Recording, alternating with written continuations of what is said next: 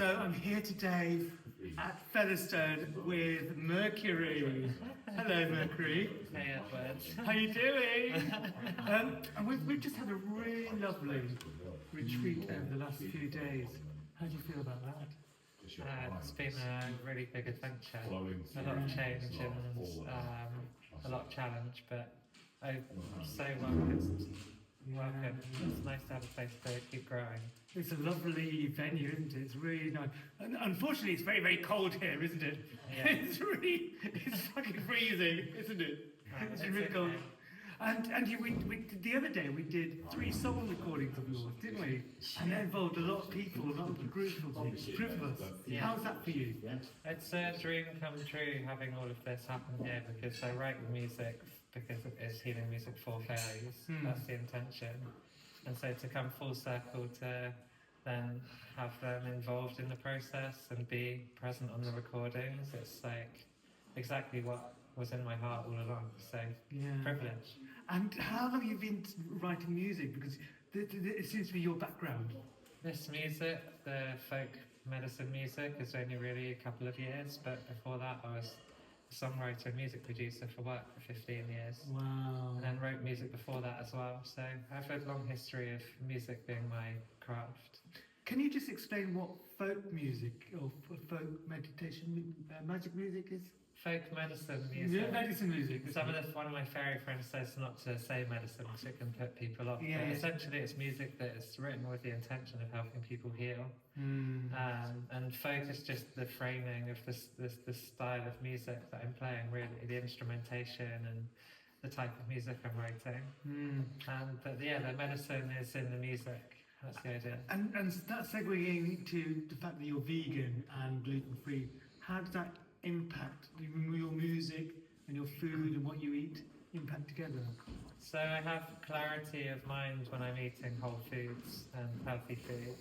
I don't spend that much money in my life on material stuff, but organic produce is where I do allow myself to spend money, because I know I feel so much more connected to my holistic self when I'm eating well. And yeah. Because your journey started actually 12 years ago, which was very similar to my journey, because we spoke about this when we first met, which was last week. Oh, you're vegan. Oh, I'm vegan. And it's like, when did you become vegan? It's like 12 years ago. So tell me about that sort of journey. How did that actually come about then? I never really liked eating meat growing up, but it was what was available in my family home. And then when I moved out of the house, I became vegetarian, and then I had an experience on mushrooms where I was crying surrounded by a herd of cattle. I walked into a field and these cows came and listened to me apologise for eating burgers. It's almost like a redemption arc, isn't it? Because when I do stuff, it's like, for me, when I do all this outreach work, it's like, this is a redemption for me. It's almost like giving back to those animals. How do you feel about that? Yeah, it's an ever-growing journey for me, because there's no way we can eat without doing harm. So it's obvious harm when it's cattle, or if someone thinks about, for instance, places that eat dogs, because people they find it a strong connection to those animals easily. But we do the same thing by uprooting carrots or the veggies. We're taking life to sustain our own. So it's become ever more important for me to acknowledge the food that I'm eating and the spirit of the land that's within that, and how it's transforming into me. So and segueing that to feel connected, because your song is about feel connected and how it all comes together full circle. Do you want to tell us about your song and how that inspired you? Yeah, so this song, Coming Home, where it's talking about feeling connected, is just, it's about visioning and dreaming of the way that we can return back to an intimate relationship with the world that we live in, the wider world beyond human world. Food we eat, the practices we have, and how we can celebrate that. And one of the lines in the song is "Make life a ceremony." And I really strongly believe that every day, every moment is ceremony to be incarnated here, whether it's like hard or I feel at ease. All of it is welcome, because it's part of this process of each of our incarnations, right? And all, yeah, each of our incarnations, but also because we're all connected and we are one. We're one big organism, and each of us are related to each other in some form or another. Yeah. Don't you think? Yeah, we're only separated by this illusion of air. Like if we had the ability to see the air particles around us, we're swimming in this interwoven vibratory stuff.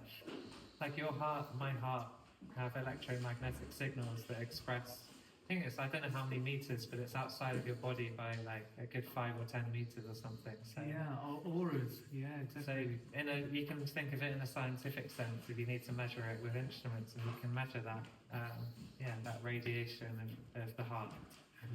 So even on that level, but obviously on deeper, more profound levels, like you said, we're interconnected through this celestial creature that we're just a cell within. Yeah, exactly. And then you tell us about the other 2 songs that you've created as well that we sang.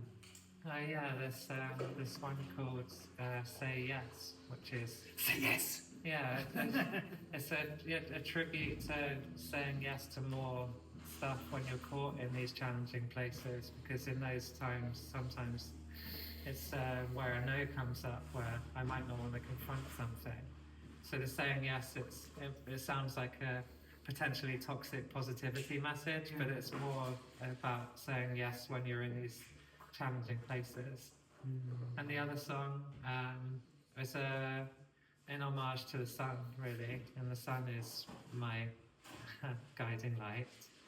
But I see the sun as source and a really wonderful example of how to show yourself into the world without needing or expecting anything in return. There's a poem I love by Hafiz, this Sufi poet, and it is, even after all this time, the sun never says to the earth, you own me. Look what happens with a love like that. It lights up the whole sky. And it's a union, this dualistic, but it's also a union coming together, full circle. Yeah. Well, we're all this energy of the sun shining on a rock, and then suddenly that continual gift giving from the sun has evolved this whole place and all of us. So it's kind of wild. Yeah. We come from starlight and star stuff. It's really wild. Yeah.